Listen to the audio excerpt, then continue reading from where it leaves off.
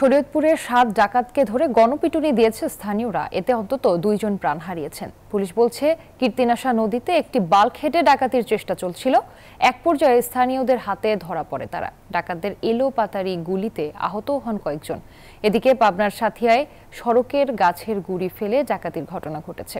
বিস্তারিত ডেস্ক রিপোর্টে।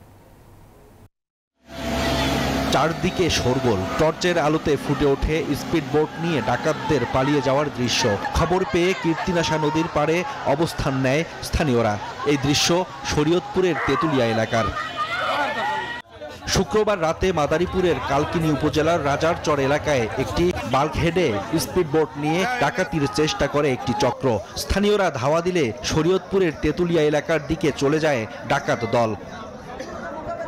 তাদের গতিপথ রোধ করে বিক্ষুব্ধ জনতা। ডাকাতরা নিজেদের বাঁচাতে এলোপাতাড়ি গুলি ছুড়লে আহত হন বেশ কয়েকজন। পরে স্পিডবোট ফেলে পালানোর সময় 7 জনকে আটক করে গণপিটুনি দেয় বিক্ষুব্ধরা। খবর পেয়ে ঘটনাস্থলে ছুটে যায় সেনাবাহিনী ও পুলিশ। বলকে ডাকাতি করতে এসে মানে ট্রলার বালি যে জাহাজ ওরা ডাকাতি করতে এসেছিল। পরে যে সময় মানুষ সচেতন হয়েছে ওই সময় ওরা গুলি করছে। ওরা রাজাচর থেকে এদিকে আসার সময় এই অঞ্চলের লোকজন মানে মোটামুটি আশেপাশে সব অঞ্চলের লোকজনে বের হয়ে গেছে।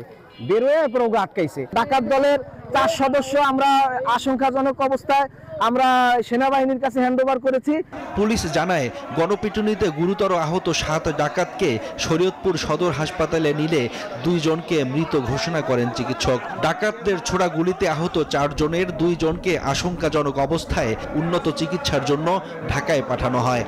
খবর পেয়ে আমরা সাথে সাথে বাংলাদেশ সেনাবাহিনী এবং বাংলাদেশ পুলিশ অর্থাৎ শরীয়তপুর জেলার পক্ষ থেকে আমরা ঘটনাস্থলে যাই এবং এখন পর্যন্ত আমরা 5 জন ডাকাতকে আমরা নিয়ে আসতে সক্ষম হয়েছি ওই জনগণের হাত থেকে। এবং এর বাইরে আমরা খবর পেয়েছি আরও 2 জন আছে। 7 জনের মধ্যে 5 জন আশঙ্কাজনক অবস্থায় আসছে, তাদেরকে প্রাইমারি চিকিৎসা দেওয়া হয়েছে এবং তাদেরকে ঢাকায় রেফার করা হয়েছে।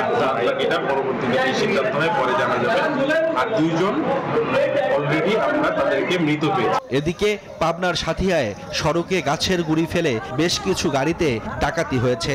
শুক্রবার রাতের ঘটনায় 2 জন আহত হওয়ার খবর পাওয়া গেছে। Desk report, news 24।